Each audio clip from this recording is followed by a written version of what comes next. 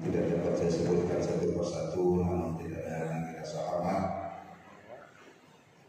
dan ta'zim saya, wabil khusus Ketua DKM Masjid Raya Harapan Mulia Habib Badan Paku Habib Abdul Hakim Al-Khan, beserta pengurus dan jajarannya yang saya hormati, seluruh hadirin hadirat jamaah salat subuh Masjid Raya Harapan Mulia rahimakumullah wa hafizakumullah hayatakum, amin ya rabbal alamin.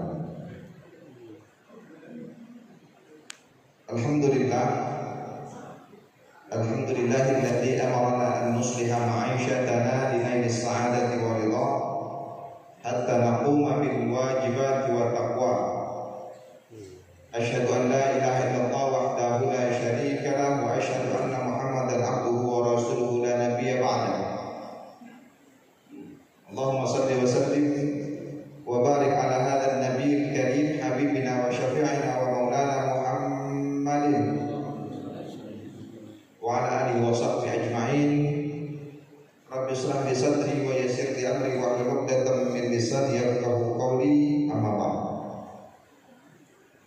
Pertama, izinkan saya membuka topeng masker karena kita diliput ada tim IT dari area Desa Cendekia untuk dokumentasi kegiatan dan juga publikasi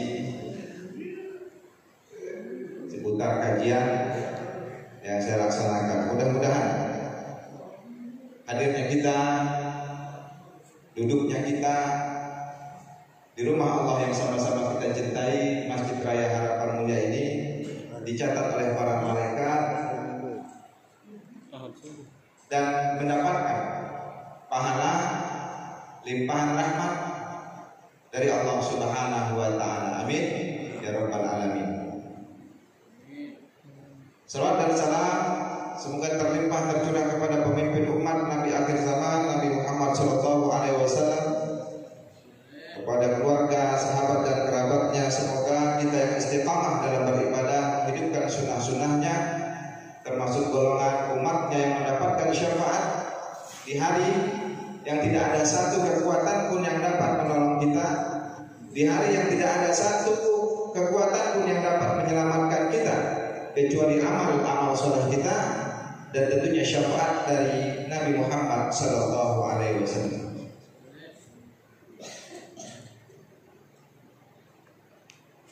Bapak Ibu hadirin hadirat yang berbahagia, tak terasa tibalah kita saat ini di pertengahan bulan Zulqa'dah,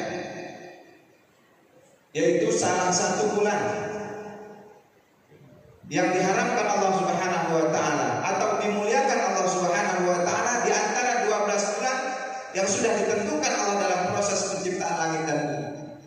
Inna iddatash shuhuri indallah 12 syahran fi kitabillah yauma khalaqas samawati wal ard minha arba'atun hurum. Sesungguhnya dalam proses penciptaan langit dan bumi ada 12 bulan yang telah ditentukan Allah Subhanahu wa taala, dan di antara 12 bulan itu ada 4 bulan haram. Lalu bulan apa sajakah itu? Maka baginda Rasulullah sallallahu alaihi wasallam menjelaskan bahwa 4 bulan haram itu 2 di antaranya berturut-turut, yaitu yang sekarang kita ada, Zulqa'dah. Setelahnya Zulhijjah. Nah, sebentar lagi, walaupun haji gak ada, tapi Zulhijjahnya insya Allah pasti datang. Walaupun gak ada yang hukum sekarang dari Indonesia, gak ada yang berangkat, tetap setelah Zulqa'dah bulannya namanya Zulhijjah. Baru setelah itu ada bulan Muharram, nanti kita ketemu. Dan juga kemarin sebelum Syaban ada namanya bulan Rajab. Maka Allah katakan wa Rajabun Mudhar. Jadi ada 4 bulan, Zulqa'dah, Zulhijjah berturut-turut, Muharram dan Rajabun Mudhar. Nah, inilah 4 bulan haram yang Allah katakan dalam firman-Nya dan dijabarkan, dijelaskan, ditentukan oleh Rasulullah, yaitu Zulqa'dah, Zulhijjah, Muharram dan Rajab. Nah ini kita ada di bulan Zulhijjah. Benar? Salah. Berarti tak konsen nih.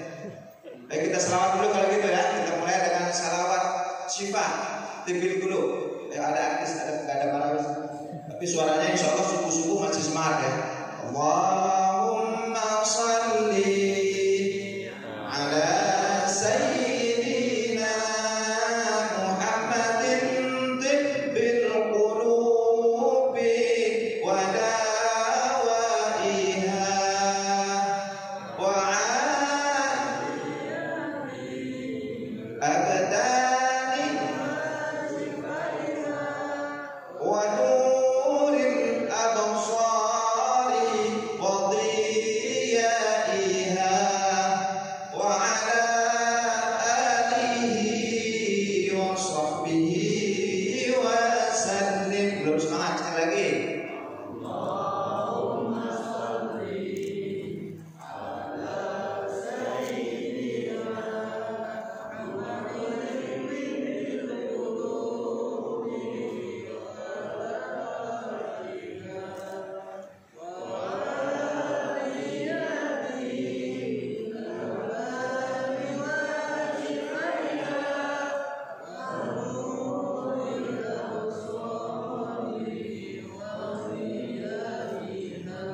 Sekali lagi, Allahumma sholli ala sayyidina Muhammadin tibbil qulubi wa dawaiha wa afiyatil abdani wa shifaiha wa nuril absari wa diyaiha wa ala alihi wa sahbihi wa sallim. Allahumma salli wa sallim wa barik alaihi wa ala alihi. Semoga dengan salawat tadi hari kita semakin berkah, hidup kita semakin bahagia, keluarga kita dijadikan keluarga yang sakinah, mawaddah warahmah, dicukupkan rezeki kita, disehatkan badan kita, dan insya Allah dipanjangkan umur kita. Amin ya rabbal alamin. Tentunya dalam ketaatan kepada Allah Subhanahu wa taala. Hadirin hadirat yang berbahagia, tidak terasa juga berarti sebentar lagi kita juga akan lebaran. Kalau ada yang berangkat haji, kalau kemarin di bulan ini kita udah sibuk nganterin di Pondok Gede yang mau berangkat haji, udah kloter berapa nih terus. Tapi Allah berkehendak lain, ternyata corona yang sudah berulang tahun, tentunya masuk tahun kedua kita, ini belum juga pergi, bahkan semakin mengganas dan menggila dengan adanya varian Delta, varian India, varian Inggris, Brazil, keren-keren sekarang corona. Jadi kalau zaman dulu memang sudah ada corona, tetapi tidak dibesar-besarkan dan tidak mengkhawatirkan. Yang namanya pandemi itu sudah alami, mestinya akan terjadi wabah. Tetapi kalau kondisinya seperti sekarang, maka tidak lepas dari kepentingan tertentu. Jadi kalau yang pandemi normal, dia akan melandai dengan sendirinya. Berarti kalau ada yang tahu-tahu naik satu daerah lain turun, negara lain meningkat, negara lain turun. Ini namanya pandemi yang diadakan atau yang disebut pandemi buatan. Tujuannya adalah agar terjadi tatanan dunia baru. Nah, inilah misi-misi dari Zionis. Kalau kita belajar tentang ilmu ya, politik dan sebagainya, terjadi perang ya, negara-negara kuat adidaya yang punya teknologi canggih, senjata kimia, senjata biologi. Sekarang perang nggak pakai bom lagi, pakai senjata mahal, cukup dengan virus murah, gratis, orang takut semuanya, ekonomi hancur semuanya, sekolah rusak semuanya. Bayangkan kalau masih online dari tatap muka, itu berapa sekolah yang bakal tutup. Mohon maaf, saya sebutkan contoh di Surabaya, itu sekolah Islam terbaik, mem-PHK lebih dari 80 karyawan, ustadz-ustazah. Mungkin bisa jadi lama-lama imam masjid juga di PHK karena masjidnya kosong, ditutup, ditiadakan. Mohon maaf, masjid ini tidak melaksanakan sholat berjamaah, atau minimal imam khutbah Jumatnya diliburkan, dirumahkan ustadznya gara-gara corona, tidak ada Jumatan lagi. Alhamdulillah. Belum kita berbicara mengenai pendidikan anak-anak kita, mau sampai kapan di rumah, apa yang dia pelajari, gadget yang dipegang yang tujuannya untuk belajar, tetapi kebanyakan buat main. Belajar 1 jam, mainnya 2 jam. Ini fakta. Untuk Aryan bisa jadi kia, karena memang yayasan wakaf, dulu muridnya 10 juga nggak masalah, sekarang muridnya 500 lebih. Alhamdulillah masih ada dan masih berjalan, dan belum 1 orang pun ustadz-ustadzahnya yang ini ada karyawan saya, ada yang PHK belum? Oh belum. Mudah-mudahan tidak terjadi. Maka kita doakan ya semuanya. Ya, kasihan kita lihat sekolah-sekolah yang sudah merumahkan guru-gurunya. Ya kalau mau negeri, mau corona 10 tahun juga orang gurunya digaji negara, dibayar oleh rakyat, nggak masalah. Tapi kalau pendidikan Islam yang kita tahu bahwa yang namanya pendidikan perlu biaya, wadirhamun, ada Imam Syafi'i kan ya. Salah satu unsur dalam pendidikan tidak lepas dari modal. Dana, kalau mau pinter ya bayar.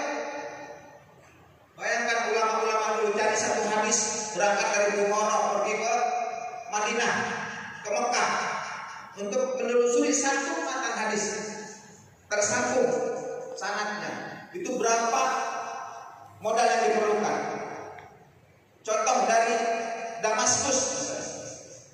Damaskus itu ibu kota Suriah. Nah, kitabnya kita baca, imam pengarangnya itu asalnya dari Damaskus, sampai belajar ke Mekah. Bukan belajar hadis, tapi belajar kepada gurunya yang di Mekah yang dikenal dengan Ibnu Taimiyah, Syekhul Islam Ibnu Taimiyah. Jadi Ibnu Qayyim dari Syria itu berjalan. Ya, kalau zaman dulu nggak ada mobil kalian, atau motor juga nggak ada. Kalau sekarang naik motor bisa sampai Mekah, bisa pergi haji naik motor. Maka ada grup konvoy, karena negara nggak berangkatin haji, berangkatnya pakai motor aja. Nah, ya sekarang. Terus zaman ngomong kita dulu, mbah-mbah kita berangkat haji naik kapal laut. Nah, kalau dari Syria itu perjalanannya pakai onta. Jarak tempuhnya sekitar 2.300 kilo. Nah, jarak dari sini mana? 2.300. Kalau sampai Surabaya cuma 1.000 ya. Nah, jadi sampai ke ujungnya.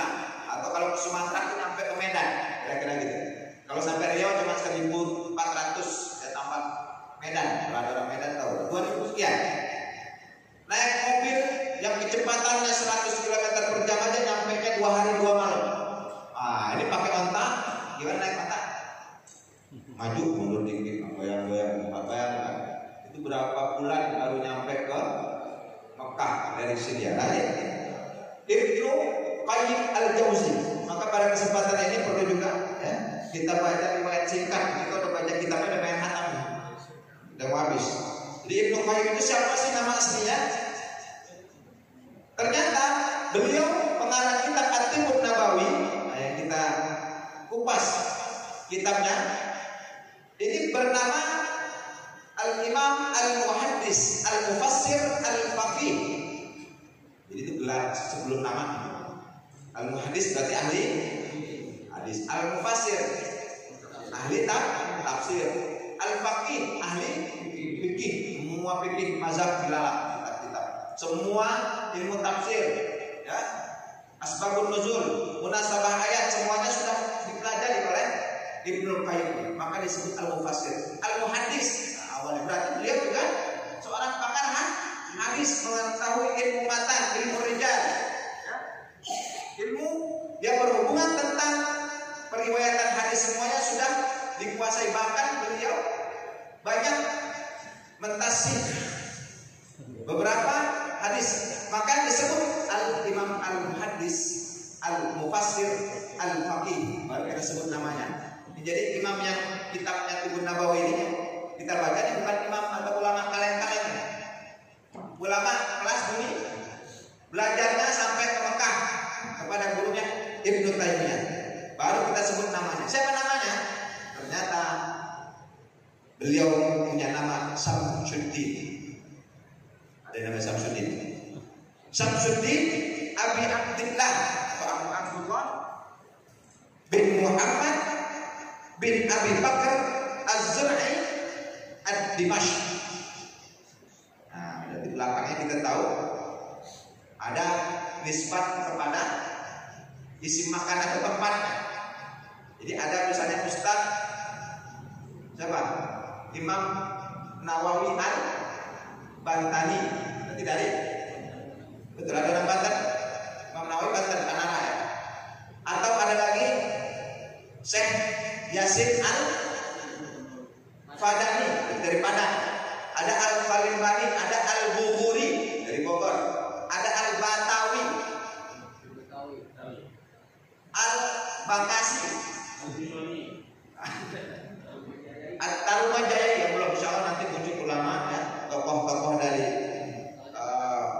harapan mulia ini akan ada calon ulama besar, ya.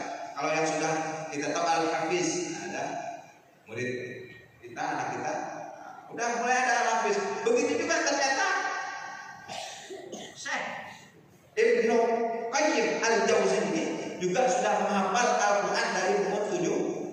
Nah, udah kebiasaan ulama-ulama dulu nih, kalau mau jadi seorang ulama, ya nanti dari kecil itu udah hafal Quran.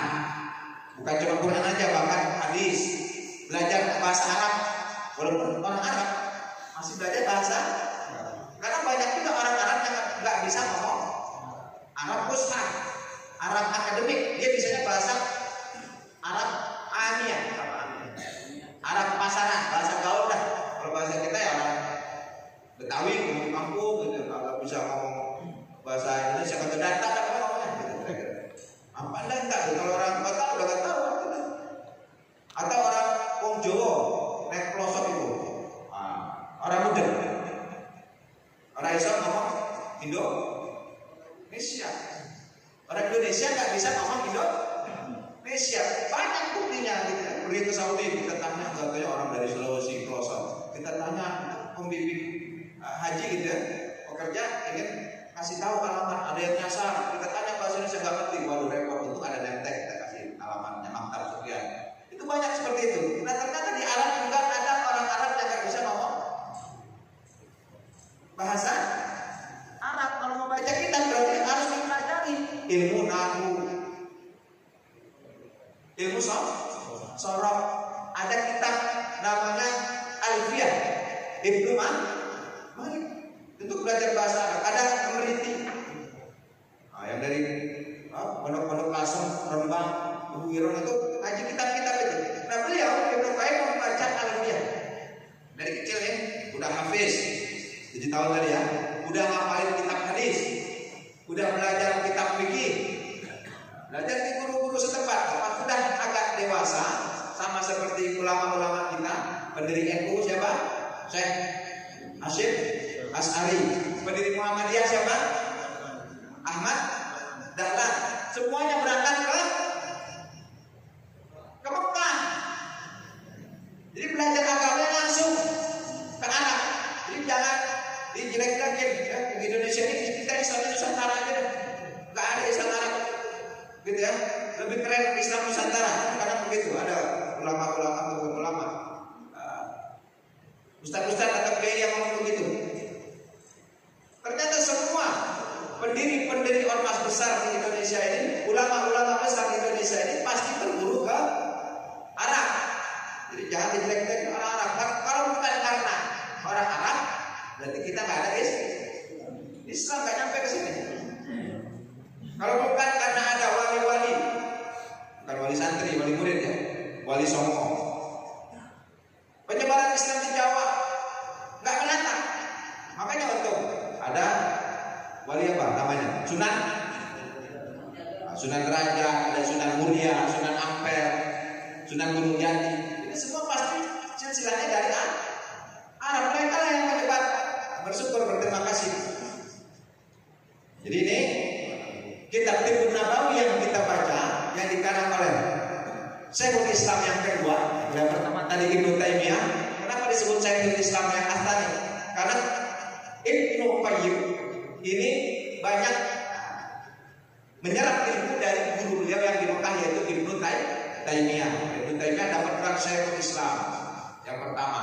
Nah, Ibnu Qayyim al-Jauzi disebut Syekhul Islam yang kedua karena kecerdasannya hampir sama. Ilmu-ilmunya juga sama. Nah, ini perjalanannya.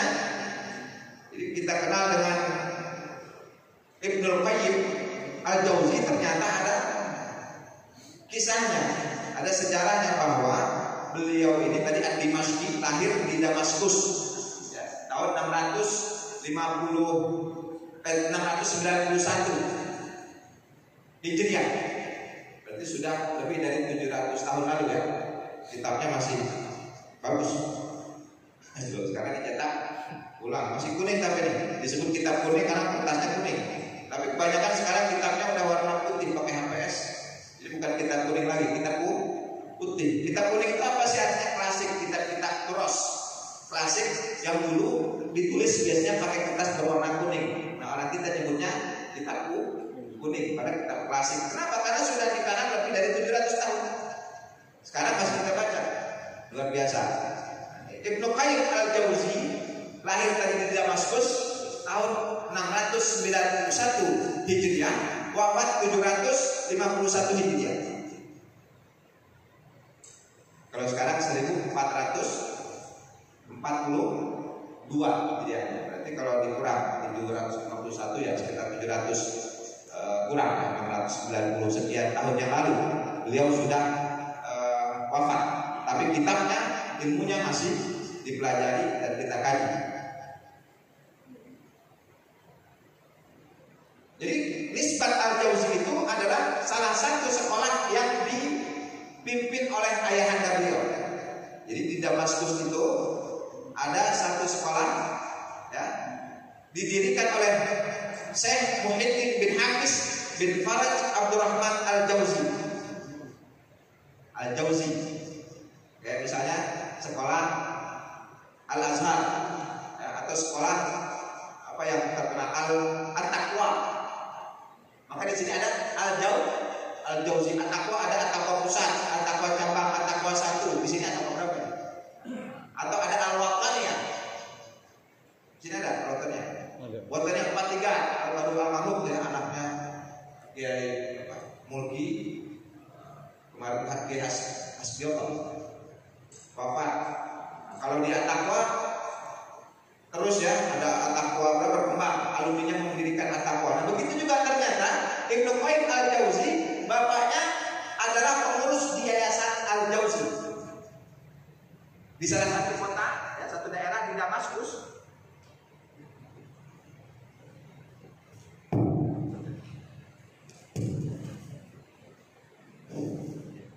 Jadi Al-Jauzi nisbah dari lembaga pendidikan tempat ayah.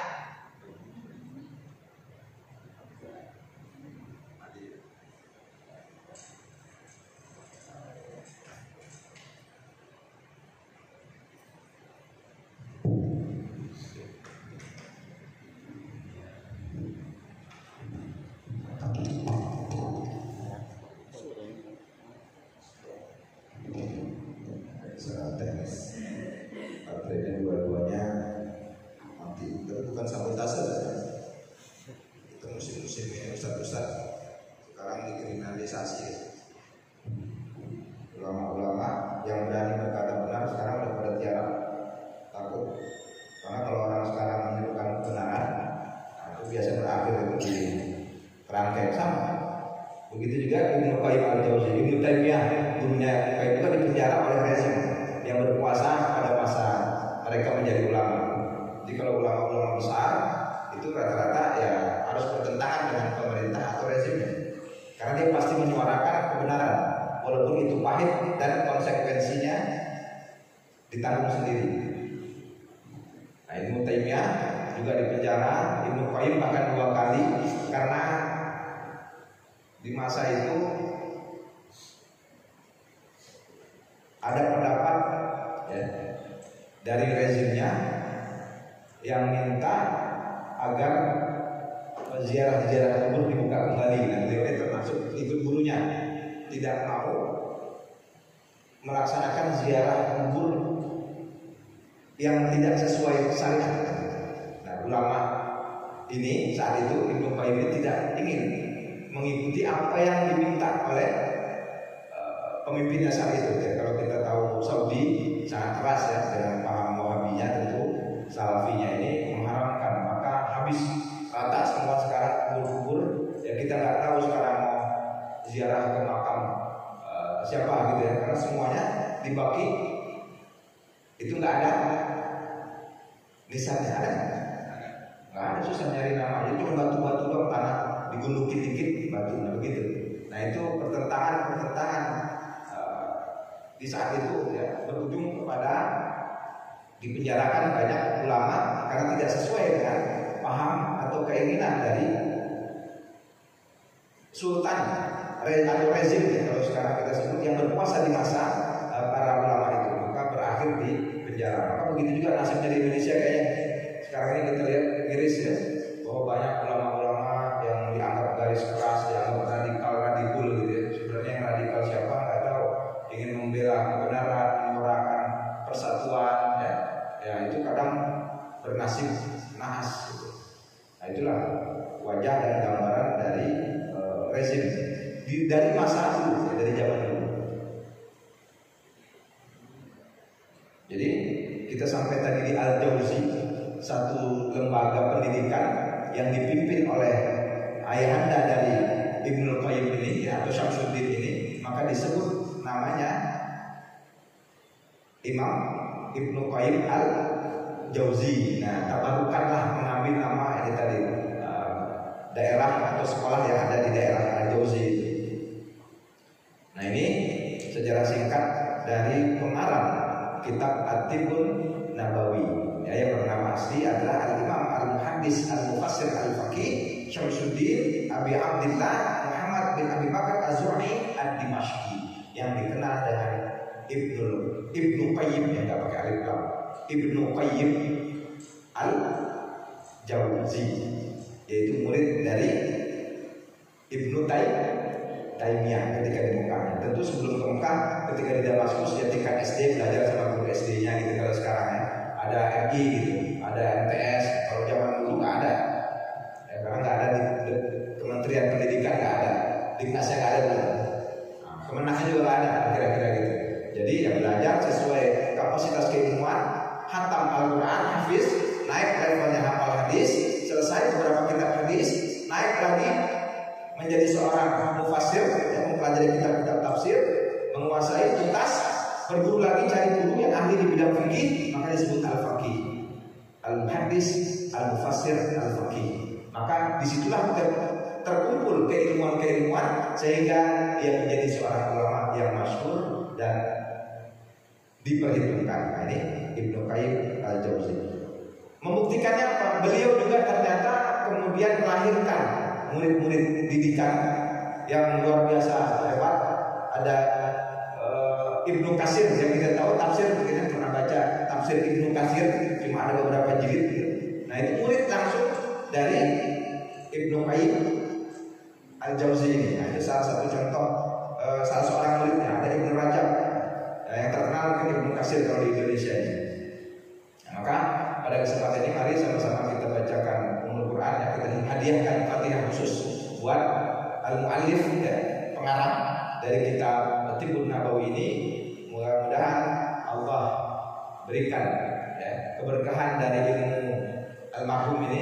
Semoga Allah terima amal-amal ibadah beliau khususnya dalam karangan kitab ini dan kitab-kitab lainnya.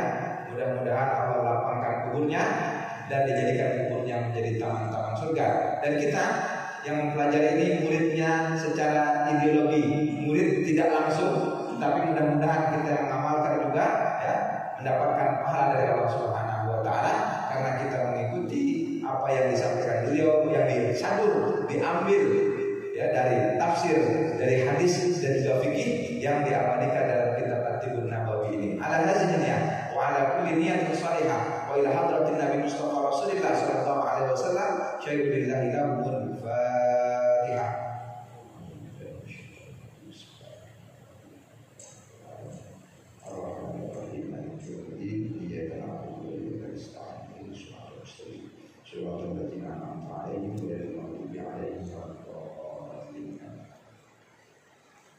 Hadirin hadirat rahimakumullah wa hafizakumullah hayatakum. Demikian itu tadi singkat sekilas tentang biografi profil dari pengarang kitab At-Tibbun Nabawi yang kita kenal dengan Ibnu Qayyim al-Jauziyah. Selanjutnya kita sudah masuk dalam pembahasan mengenai pakaian. Faslun fi tadbirihi li amril libas, ya, li amril malbas. Bab atau fasal mengenai tadbir, manajemen atau tata cara, kalau kita sing bahasa kita ya, cara berpakaian Rasul atau jenis pakaian Rasulullah. Wa kana min adamil hadi wa anfa'uhu lil badan wa akhfahu alaihi wa aisaru labsan wa kullan. Jadi ya, di antara jenis atau bahan pakaian yang dipilih oleh Rasulullah adalah yang paling enak dipakai ya, plek di badan, plek itu apa? Cocok, enak lah di badan gitu. Gampang dipakainya, gampang juga dibuka. Jadi nggak pakai celana doang. Kayak sekarang ada levis yang pensil atau pakai cutpray kayak gitu. Nah Rasul nggak senang begitu. Rasul senang pakai pakaian gamis. Nah itu. Jadi mau pakaian Arab. Karena Rasul ternyata itulah jenis pakaian yang dipakai oleh Rasul. Gampang dipakai, ya. Aisar tulaksan wa khul'an, gampang juga dilepas. Wa kana akhirabsi al-qurdiyati wal izar. Model-model kain ya, kalau dibilang sarung ya mungkin zaman dulu ada kain. Karena kalau mandi orang dulu bukan telanjang, katanya udah pakai kemben. Air jadi dari kudelnya sampai lutut ditutup mandi, jadi kalau mandi telanjang benar. Nah itu contoh orang-orang dulu pakai kain mandi. Wahya apa ada pada dia karena jenis bahan itu paling ringan, enteng di badan daripada jenis bahan lainnya. Bisa pakai kodorai atau bahan levis, jeans atau jenis bahan yang lain. Bahkan ahabus tiap ilai, bahkan itulah bahan favorit kegemaran ahabus tiap ilai. Wa kana hadihu fi labsi lima yalbisu anfa' syai'in badan. Nah itulah. Jadi salah satu anjuran dari Rasulullah ya kepada kita adalah pilihlah pakaian yang bermanfaat dan tepat. Jadi proporsional. Fa innahu lam yakun yutilu akmahu. Beliau kalau pakai baju ya, gamisnya itu tidak sampai lengannya itu gombrong atau nutupin. Kalau orang sekarang kan ada pakai begini nih. Nah, ini namanya yuti akmal, lengannya enggak kepanjangan. Jadi di atas pergelangan paling panjang itu ya sampai pergelangan. Lam yuti akmal wa yuwasi'uha, dan juga enggak kegombrongan. Jadi pakai gamisnya enggak terlalu longgar, enggak kepanjangan, enggak kelonggaran. Bahkan kam komisuhu ila rusbi, jadi batas lengan. Nah, pergelangan dari gamisnya Rasulullah itu adalah di lengan, seperti di jangan panjang. La yujawizul yadi fatashukku ala labisha. Kenapa? Karena kalau sampai kepanjangan ini menyulitkan. Ya. Fatashukku ala labisha wa tamna'u khuffatal harkah wal batas, dan juga mencegah membatasi kelincahan gerak-gerik tangannya. Karena kalau seorang laki kalau perlu misalnya mau nyambut pedang, kalau tangannya kepanjangan susah ya. Ada musuh atau apa mau mana lengan nggak bisa kepanjangan, ini mempersulit pemakainya. Walau saru al-hadi waktu berjubil hari bermau juga nggak pendek karena mungkin kan nggak enak lagi. Kalau panas, ini tangan kita bisa hitam naik motor, kalau itu kan naik kuda. Jadi kalau misalnya gamisnya itu pendek kan kira-kira naik onta di padang pasir yang panas. Nah di sini bisa belum, kecuali dulu ada misalnya body lotion. Kalau sekarang mau pernah body lotion yang mau ke pantai ya, biar nggak kosong badannya. Nah itu, jadi nggak perpanjangan lengannya dan juga nggak kependekan. Kalau kepanjangan tadi mempersulit gerak, kalau kependekan ini bisa kepanasan atau musim dingin bisa kedinginan. Waktu berizulil hari bermalam. Jadi itu. Wa kana zaidu qamisu wa izaru ila ansafis saqain. Lam yatajawazul ka'bain. Nah, ujung dari gamisnya ada yang pakai gamis, ini gamis. Berdiri juga. Mana?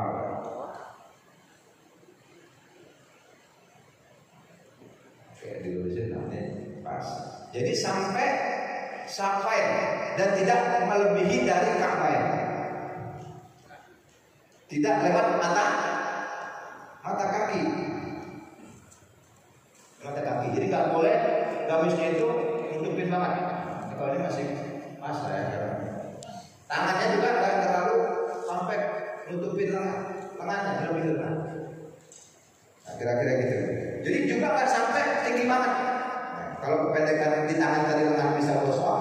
Kalau kita ya, gamisnya juga di atas banget, ya, kayak model-model pakaian apa tuh yang sampai di bawah lutut itu tanggung, nggak bagus juga. Terima kasih. Nah itu model pakaian yang dicontohkan oleh Rasulullah.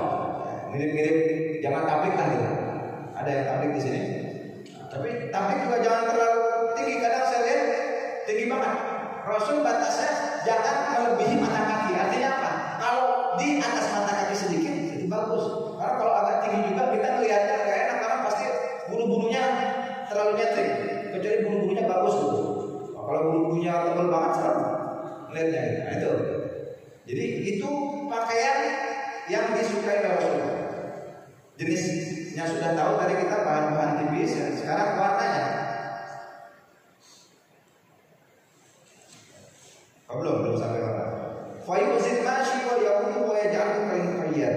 Jadi kalau sampai kepanjangan melebihi mata kaki tadi, itu pasti kalau jalan menghalangi. Apalagi sampai nyesal ke bawah, kuyala kalau kata Rasul, pakaian orang-orang sombong kayak pengantin ya, orang yang di sini buntut pakaiannya ada 10 meter. Itu ya, untuk gaul pengantin. Nah itu contoh orang-orang sombong. Seharusnya pakaian kayak gitu, jangan lewat mata kaki. Wala kunsar an qabdati saqaihi fatankashif. Wa yata'azzal al-harri wal bardi. Juga jangan ke atas banget karena bisa membuka gitu ya, menampilkan kedua otot betis. Nah ini bisa kedinginan dan juga bisa kepanasan kayak gitu. Kalau di Indonesia mungkin nggak panas banget, nggak dingin banget. Kalau masih ke atas masih oke, tapi tetap memunculkan, menampilkan betis yang ada itu ya kurang etis juga. Jadi Rasul betisnya ke situ, kira-kira gitu ya. Nah, mata kaki naik dikit, itu bagus. Gamis tingginya segitu kira-kira. Walau takun imamatu bil kabirah allati tukhzir ras, dan Rasul selalu menggunakan imam apa? Yang di kepala. Ya, nggak pakai kegedean kayak agama apa gitu. Ada yang apa seknya pakai ini kemudian sampai kepala mungkin di keberatan ya. Ditimbang ada 5 kilo kali itu imamah. Nah Rasul pakai imamah ya, tetapi tidak terlalu besar sehingga nggak memberatkan lehernya, nggak sakit kalau keberatan. Karena bisa menyakiti yang membawanya lehernya. Tuh zirah hamluha wa yudha'if, jadi bisa bikin lemah. Wa yaj'alu ordatan li ta'atul afati, bisa mengakibatkan orang sakit lehernya. Kama yushahidu min hali ashabiha wa la bisghirah allati tuqsar an wiqayat ar-ra's min al-harb wal marad bal wasban baina dzalik wa kana yadkhulu tahta. Jadi Rasul kalau pakai imamah itu tidak terlalu gede tapi nggak kecil banget juga. Kalau kecil kan buat gaya-gaya doang. Nah Rasul tujuannya apa pakai imamah? Kalau panas bisa menutupi kepalanya dari panas, gitu ya. Nah, kalau dingin, jadi dimasukin ke belakang.